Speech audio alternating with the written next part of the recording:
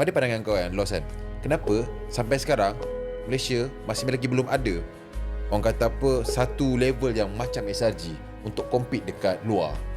Macam SRG ni unik memang line up diorang Kenapa diorang ni sampai orang kata power sangat, macam tak ada orang boleh fight? Rata-rata kan, semua player MPL kat Malaysia ni semua power sebenarnya. Diorang dah sampai tahap yang power masing-masing dah ada power masing-masing.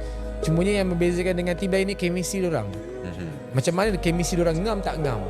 Jadi macam Stormy dulu kan, dulu Stormy dekat tim sebelum SRG, dia main kat tim lain, dia pun kalah juga selalu.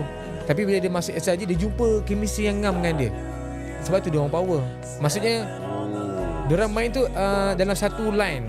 Kalau kita cakap pasal tim lain mungkin pemikiran dia ke sana, yang seorang lagi ke sana, dia tak inline benda tu. Diorang tak sehaluan. So benda yang paling mahal lah chemistry. So SRG punya chemistry dah kuat Chemistry diorang kuat, personal skill diorang kuat.